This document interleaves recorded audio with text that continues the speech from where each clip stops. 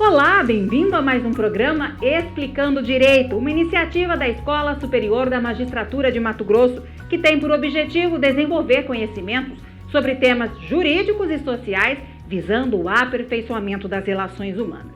Nesta edição, recebemos a juíza de Mato Grosso, Fernanda Kobayashi, que falou sobre a proteção judicial do meio ambiente, o embargo judicial de espaços territoriais, especialmente protegidos na esfera civil. O tema foi explorado em artigo científico escrito sob a orientação da desembargadora Helena Maria Bezerra Ramos, atual diretora da ESMAGES, como requisito para a conclusão da especialização criada no último concurso oficial de formação inicial, em parceria firmada entre o Tribunal de Justiça de Mato Grosso e o Instituto Crepaldi de Ensino. Vamos acompanhar. A proteção judicial do meio ambiente é um tema que ganha especial importância quando nós falamos a partir de um estado como o de Mato Grosso, que é afortunado pelos 3 principais biomas do país, Amazônia, Cerrado e Pantanal. Não há como nós começarmos esse assunto sem partir daquela que é a principal fonte normativa do nosso ordenamento, que é a Constituição de 1988. Essa Constituição é tida pela doutrina e pela jurisprudência como a grande responsável pela consolidação jurídica da proteção ecológica no cenário nacional. Não por menos, essa Constituição é chamada de Constituição Ecológica ou Constituição Verde e é considerada por muitos a mais avançada do mundo nesse tema. Mas nem sempre foi essa a proteção dada pelo Constituinte a esse tema. Embora a questão do meio ambiente permeie as nossas constituições desde o texto de 1824, da época de monarquia constitucional, esse tratamento jamais se voltou à proteção do meio ambiente de uma forma global. Pelo contrário, a disciplina era sempre diluída, referia-se a elementos isolados como a água, as florestas, os minérios, a caça, a pesca, ou ainda disciplinava ela de uma maneira indireta, por exemplo, com matérias ligadas à saúde, à propriedade, à mortalidade infantil. Por isso, o grande avanço da Constituição de 1988 foi tratar o meio ambiente de uma maneira transpassada, uma maneira sistêmica e ligada aos principais temas da ordem constitucional. Só para se ter uma ideia, o meio ambiente é previsto na Constituição tanto como um princípio de ordem social, como também um princípio de ordem econômica. Bom, a partir do momento em que há na Constituição normas que estabelecem que o meio ambiente é um direito fundamental, é inevitável que esse direito passe a ser exigido não só nas esferas legislativa e administrativa, mas também jurisdicional. E é justamente nesse ponto que nós podemos afirmar hoje que o Supremo Tribunal Federal, como Corte Suprema do Poder Judiciário brasileiro, enfrenta uma série de ações de controle de constitucionalidade que envolvem a matéria ambiental. Em uma dessas ações, a ADPF 708, com relatoria do ministro Luiz Roberto Barroso, ele convocou uma audiência pública que foi realizada em 2020 para debater com algumas autoridades, alguns especialistas, esse atual quadro de desmatamento da região amazônica. Nessa audiência pública foram discutidas as políticas públicas ambientais existentes sobre o tema, mas principalmente surgiu uma discussão sobre aquilo que ele chamou de estado de coisas inconstitucional em matéria ambiental. Aqui vale uma breve explicação do que seria esse tal estado de coisas inconstitucional em matéria ambiental. Essa expressão foi utilizada pela primeira vez no Brasil para tratar do sistema carcerário brasileiro e é uma expressão que é utilizada para designar aquela violação massiva, generalizada e estrutural de um determinado direito fundamental, causado pela inércia ou incapacidade reiterada das autoridades públicas de modificar essa conjuntura, e cuja superação exige mudanças estruturais do poder público e uma atuação de uma pluralidade de autoridades, que inclui também o poder judiciário. A identificação de um instituto como esse do estado de coisas inconstitucional em matéria ambiental não é meramente trivial. A partir do momento em que se está diante de um estado de coisa inconstitucional, isso exige medidas estruturantes e que podem autorizar até mesmo a intervenção do Poder Judiciário, de maneira excepcional, até no controle das políticas públicas. Mais recentemente, apenas a título de curiosidade, essa situação do estado de coisa inconstitucional ambiental foi reforçado pela ministra Carmen Lúcia em 2 ações de controle concentrado, a DPF 760 e a DO 54. novamente dizendo respeito ao desmatamento ilegal na floresta amazônica.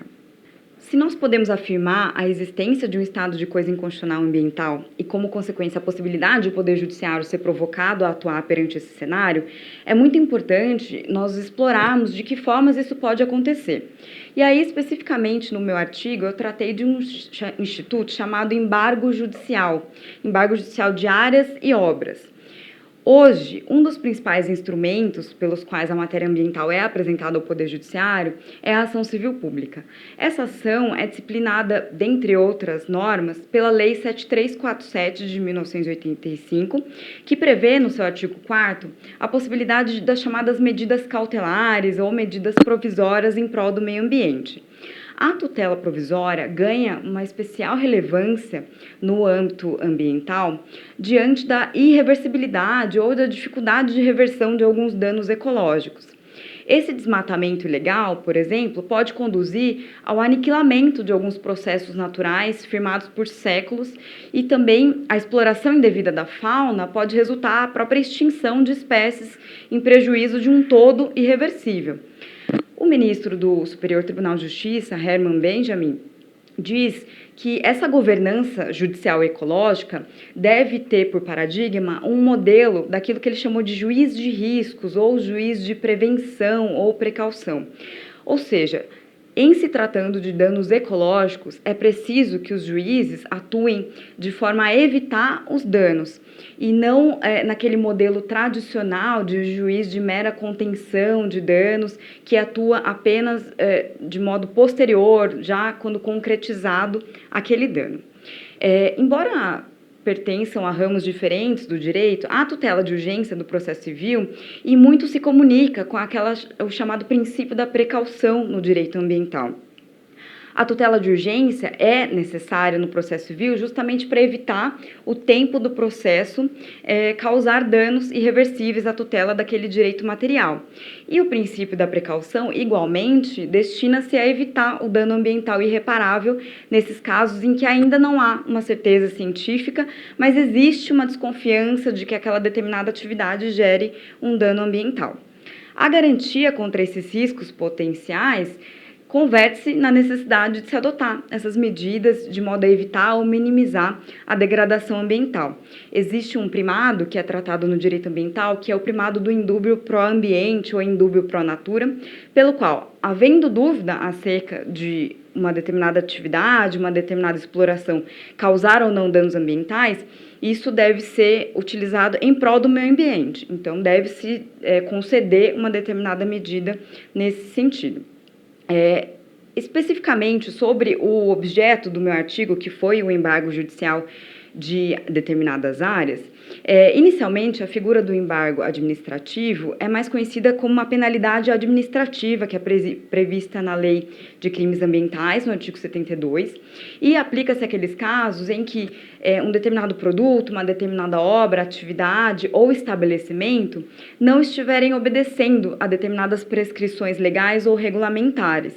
Órgãos como, por exemplo, a Secretaria Estadual do Meio Ambiente são responsáveis por lavrar os termos de embargo de modo a fazer cessar essa exploração. Mas nós sabemos que nem sempre a tutela administrativa se mostra suficiente para fazer cessar uma determinada atividade ou exploração ilegal. E é nesse contexto da possibilidade de uma tríplice responsabilização que o embargo judicial mostra a sua importância nessa defesa da tutela do meio ambiente ecologicamente equilibrado. É muito comum que os poluidores, os responsáveis por essa exploração de atividades e obras potencialmente poluidoras, criem um argumento de que aquela situação é aparentemente irreversível, ou seja, já se teve início à obra, já se deu início a uma determinada exploração e por isso não haveria possibilidade de revertê-la. Sem prejuízo do consequencialismo que deve permear as decisões judiciais, da análise econômica do direito, é evidente que o fato de já existir uma determinada obra ou uma determinada atividade potencialmente danosa não pode servir de fundamento para o não agir do Estado, sob pena de nós consolidarmos uma total inanição frente aos danos ambientais que se consolidam. Então, nisso se funda o maior valor da medida de embargo judicial de obras e atividades poluidoras. É uma decorrência direta do princípio do poluidor-pagador, segundo o qual aquele que polui deve arcar com os gastos, com os custos pelos quais aquela degradação se concretizou, sob pena da gente consolidar aquilo que a gente chama de privatização dos lucros e socialização dos prejuízos. Um dos objetos do artigo também se deu ao intento de buscar qual que é a natureza jurídica desse embargo judicial. E o embargo judicial, segundo a nossa conclusão, tem uma natureza de tutela provisória e tutela inibitória. Isso porque atua justamente para se evitar o dano, se evitar um risco potencial, e por isso a importância dessa técnica processual que visa evitar a prática do ilícito, independentemente de se ter ou não uma ocorrência de um dano anterior. E o foco de análise da tutela inibitória é a probabilidade de um ilícito futuro, com base na gravidade do ilícito, das possibilidades que já se mostraram, de acordo com os indícios, da ocorrência daquele dano no futuro. Seja como tutela provisória, seja como tutela inibitória, o embargo judicial de áreas ambientalmente protegidas é um instrumento de potência máxima no processo ambiental coletivo e que tem uma função destacada justamente pela ideia de prevenção e precaução ambientais. Para tentar tornar mais concreta essa análise acerca do embargo judicial, eu realizei, juntamente com a desembargadora Helena Maria, uma pesquisa sobre os julgados do Tribunal de Justiça do Mato Grosso, com o objetivo de examinar como tem se dado, na prática, a aplicação desse instrumento do embargo judicial de espaços ambientalmente protegidos. Então, apenas para título de explicação, foram avaliados 10 acórdãos em que o Instituto do Embargo Judicial foi tangenciado. E, dessa apuração, algumas conclusões puderam ser apresentadas. A primeira conclusão a que nós chegamos é que o embargo judicial, pelo menos na jurisprudência do Tribunal de Justiça do Mato Grosso, tem sido aplicado como uma decorrência do descumprimento de medidas administrativas anteriormente impostas. Então, das decisões que foram analisadas, é possível observar que a decretação do embargo judicial de áreas protegidas, não raro, decorre de um histórico de descumprimento de medidas restritivas anteriormente impostas na esfera administrativa. Então, órgãos como, por exemplo, o Instituto Brasileiro de Meio Ambiente e de Recursos Naturais Renováveis, o IBAMA, a Secretaria do Meio Ambiente, a SEMA, do Mato Grosso, e o próprio Ministério Público do Estado de Mato Grosso, figuram entre esses atuantes na fase prévia e extrajudicial de contenção dos danos ambientais. Então, relatórios de vistoria, termos de embargo administrativo, autos de infração, compõem esse repertório de documentos que, em regra, serviram para os desembargadores concluírem pela necessidade da intervenção judicial consubstanciada no embargo de obras e atividades nocivas ao meio ambiente. Nesse ponto, é importante destacar também que foi recorrente a menção à chamada presunção de legitimidade dos atos administrativos, ou seja, parte do pressuposto de que esses institutos, esses órgãos que lidam com o meio ambiente, têm um conhecimento técnico suficiente para que, concluindo pela necessidade de um termo de embargo, de um auto de infração, aquilo deve ser presumido como verdadeiro, como legítimo. Então, quem tem que provar, quem tem que desconstituir esses atos e a presunção de veracidade deles é o próprio poluidor. E é justamente essa noção de inversão do ônus da prova que reside a nossa segunda conclusão obtida da análise desses julgados, que é a importância da inversão do ônus da prova como instrumento processual nas ações de degradação ambiental. E esse tema é bastante tranquilo já na jurisprudência do Superior Tribunal de Justiça, é um tema simulado, e a noção é, se existem indicativos de que uma determinada atividade pode gerar uma poluição, há a possibilidade de se inverter o ônus da prova. Então, com relação a isso, não há grandes debates. Passamos, então, à terceira conclusão, que foi justamente qual é a natureza jurídica do embargo judicial. E nós confirmamos, então, que os desembargadores têm aplicado no Estado de Mato Grosso a noção de tutela provisória e tutela inibitória do embargo judicial. Justamente em razão da complexidade do dano ambiental, é necessário mecanismos mais céleres, mais urgentes. E aí, novamente, o princípio da precaução aparece como um grande alicerce das tutelas provisórias.